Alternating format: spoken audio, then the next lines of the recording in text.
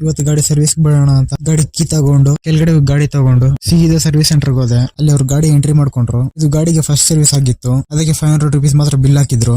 ಗಾಡಿ ಅಲ್ಲಿ ಬಿಟ್ಟು ಸೀದಾ ಆಫೀಸ್ ಹತ್ರ ಬಂದೆ. ಅಲ್ಲಿ ಗಾಡಿ ಚಾರ್ಜ್ ಹಾಕಿದೆ ಅಂತ ನೋಡಿದೆ. 100% ಚಾರ್ಜ್ ಆಗಿತ್ತು. ಅದನ್ನ ತಗೊಂಡು ಬಾಬು ಸಪ್ಪ ಡಿಮಾರ್ಟ್ ತಗೋದೆ. ಸ್ವಲ್ಪ ಕೆಲಸ ಇತ್ತು. ಆ ಕೆಲಸ ಮುಗಿಸ್ಕೊಂಡು ನಾಗವರ ತಣಿಸಂದ್ರ ತಗೋದೆ. ಅಲ್ಲಿ ಒಬ್ರು ಕಸ್ಟಮರ್ ಗೆ 2 ಕ್ಯಾಮ್ರಾ ಶಿಫ್ಟ್ ಮಾಡ್ಬೇಕಿತ್ತು, 1 ಕ್ಯಾಮ್ರಾ ಹೊಸದಾಗ್ಬೇಕಿತ್ತು. ಸೈಟ್ ಎಲ್ಲ ನೋಡ್ಕೊಂಡ್ ಮತ್ತೆ ಆಫೀಸ್ ಹತ್ರ ಬಂದೆ. ಅದಕ್ಕೆ ಏನೇನ್ ಬೇಕು ಐಟಮ್ ಗಳೆಲ್ಲ ತಗೊಂಡೆ.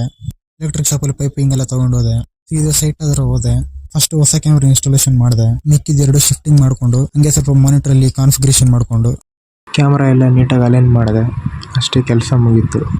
ಇವತ್ತು ಗಾಡಿ ಸರ್ವಿಸ್ ಬಿಡೋಣ ಅಂತ ಗಾಡಿ ಕೀ ತಗೊಂಡು ಕೆಳಗಡೆ ಗಾಡಿ ತಗೊಂಡು ಸೀದಾ ಸರ್ವಿಸ್ ಸೆಂಟರ್ ಹೋದೆ. ಅಲ್ಲಿ ಅವ್ರು ಗಾಡಿ ಎಂಟ್ರಿ ಮಾಡ್ಕೊಂಡ್ರು. ಇದು ಗಾಡಿಗೆ ಫಸ್ಟ್ ಸರ್ವಿಸ್ ಆಗಿತ್ತು. ಅದಕ್ಕೆ 500 rupees ಮಾತ್ರ ಬಿಲ್ ಹಾಕಿದ್ರು.